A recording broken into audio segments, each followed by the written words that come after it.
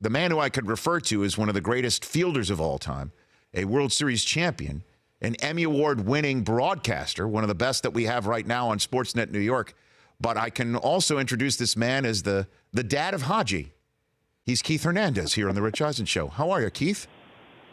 I'm great. How are you? Which would you prefer to be known as, Keith, out of all those I just mentioned? Well, I guess I'm stuck with the father of Hadji. So It's been very funny. where do we start with that? How'd you come up with what is Hadji a rescue? First off, Keith, is Hadji a rescue? No. Hadji's a highly bred cat. He's a Bengal cat, and he's 15 years old. I've had him for a very long time. 15. And his name originates from the Johnny Quest cartoon, and the Bengal cat is also Bengal is a province of the subcontinent in India, and the friend of Johnny Quest, the cartoon character, was a subcontinent Indian named Hadji, so it was perfect.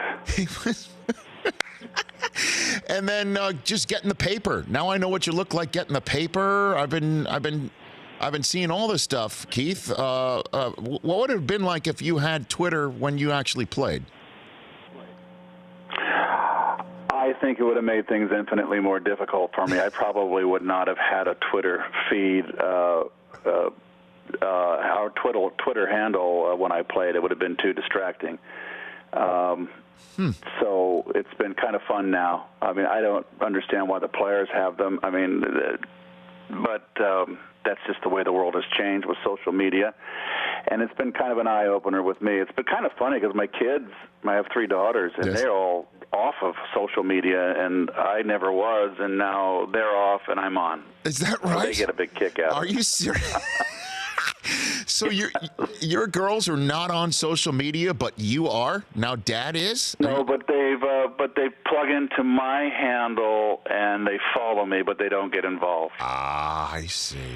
And then what? I got to get your thought when you're looking out in the stands, and now you see big heads of Hadji being held up by fans in Atlanta. I might add. I saw that, Keith. Yes, I mean, yes, it's fairly amazing. I started the handle just basically to promote the book. Yes. And I have an apparel line too, and it just once I took Hadji for the walk for the newspaper and a video.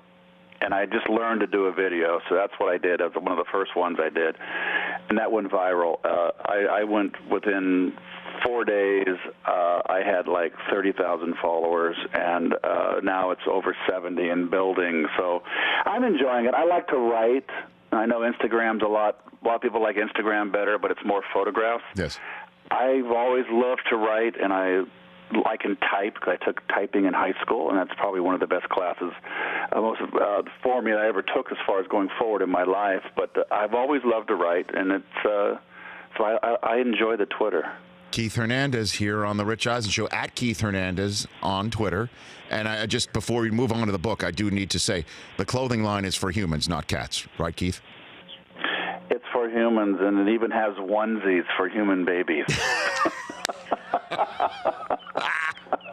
Can I get so I can get a Nice Game Pretty Boy T-shirt on your clothing line? Oh, you can't do anything Seinfeld. That's all. Boy, they've got that. You got to pay an arm and a leg for anything that's anything. I can't even use.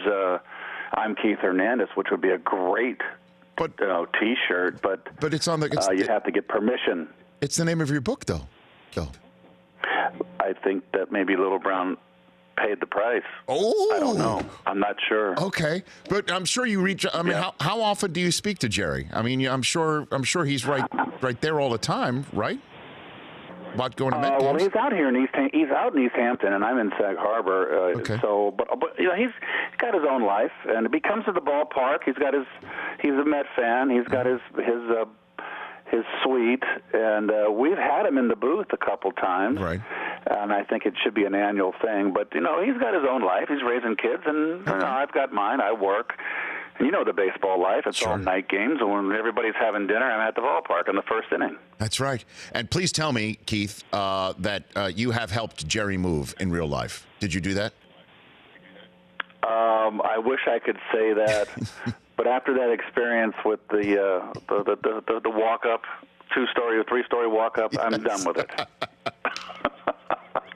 You know, and it's amazing, thumbing through your book, some of the stories that you have, and again, the people that you have writing on the back, obviously A-Rod and Ron Darling are two. Gay Talese and George Will have given praise for I'm Keith Hernandez. For those who are ready to crack this book open when it's available in bookstores next May, coming up next week in May, what stories do you want them to take away from this book about you, Keith?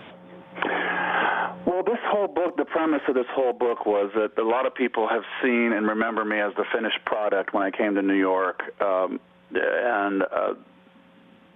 wanted them to know the struggles that I had. And obviously it starts at my very young age when I first started playing baseball when I was 5.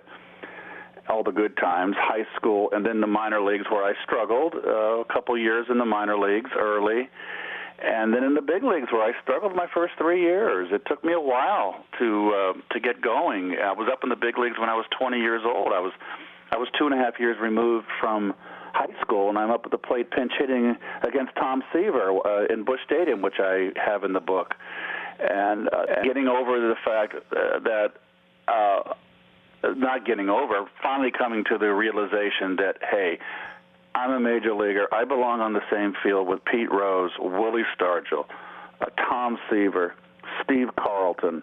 I belong on the field, and I'm right there with them. And that was where we ended the book in 1980.